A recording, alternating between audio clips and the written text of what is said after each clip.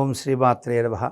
జై హిందూ ప్రేక్షకులకి అమ్మవారి యొక్క పరిపూర్ణ ఆశీస్సులు లభించాలని మనస్ఫూర్తిగా కోరుకుంటూ, గత వారం నేను అనేకమైనటువంటి ఫలితాలు, రాజకీయ ఫలితాల గురించి అంటే అఫ్కోర్స్ 2 సంవత్సరాల ముందే ఏ రాశులకు ఎలా ఉంటుంది రాజకీయ పరంగా అనేది ఆయా నియోజకవర్గాల ఎమ్మెల్యేల వర్గాల లిస్టు నా దగ్గర ఉంది. దాన్ని బట్టి ఆ ఎలక్షన్ ఫలితాలు కూడా చెప్పడం జరిగింది. ఆ సమయంలో కొన్ని నక్షత్రాలను ఉదహరిస్తూ కొన్ని కూడా చేయడం జరిగింది. సింహరాశి వారి వారం తలపెట్టిన పనులన్నీ కూడా అద్భుతమైనటువంటి యోగంలోకి వెళ్ళే అవకాశాలు ఎక్కువగా ఉంటాయి. మఖా నక్షత్ర జాతకులకి ధన విషయంలో ఏర్పడిన ఇబ్బందులు తొలగిపోతాయి. కుటుంబపరమైనటువంటి సంతోషకర వార్తలకి ఆస్కారం ఎక్కువగా ఉంటుంది. స్థిరాస్తికి క్రయ విక్రయాలకు సంబంధించి తీసుకునేటువంటి నిర్ణయాలు సవ్యంగా వెళ్ళే అవకాశాలు ఉంటాయి. మీ పెట్టుబడులకు ఊహించిన విధంగా ధనం వృద్ధి నొందడం అనేది కనపడుతుంది. అన్ని రకాలుగా కూడా వాహన సౌఖ్యం, కొత్త వాహనం కొనడం, పాత వాహనానికి సంబంధించినటువంటి మరమ్మతుల విషయంలో లబ్ధి పొందడం, లేదా పాత వాహనాన్ని అమ్మడం ద్వారా లబ్ధి పొందడం, ఇటువంటి అంశాలు ఎక్కువగా ఉంటాయి.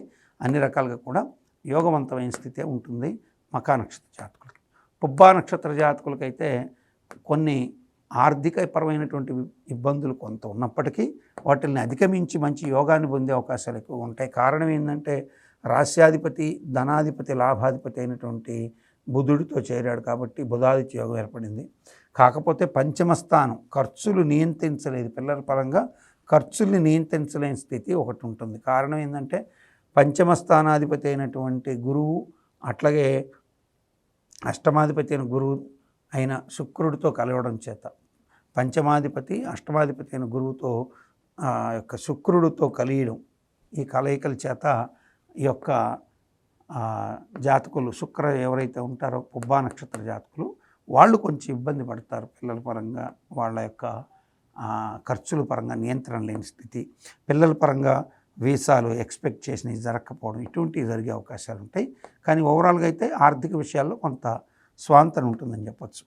ఇక ఆఖరిలో ఇక్కడ నక్షత్రం ఉత్తర ఫల్గుని మొదటి పాదం వాళ్ళకి ఈ వారం ప్రభుత్వ ఉద్యోగాలు కానీ, లేదా స్థాన మార్పు, ఇల్లులు మారడం కానీ, ఉద్యోగంలో ఆకస్మికంగా కొంత మంచి శుభపరిణామాలు కానీ చోటు చేసుకునే అవకాశాలు ఉంటాయి.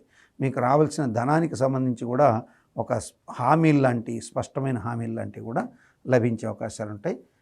ఈ వారం సింహరాశి వాళ్ళు ఎక్కువగా ఆంజనేయ స్వామి వారిని, అట్లాగే సుబ్రహ్మణ్యేశ్వర స్వామి వారిని పూజ చేసుకోవడం, అట్లాగే దీంతో పాటుగా లక్ష్మీ పూజ చేసుకోవడం శుక్రవారం పూట అత్యంత శుభాన్ని కలిగిస్తుంది సింహరాశి వారికి.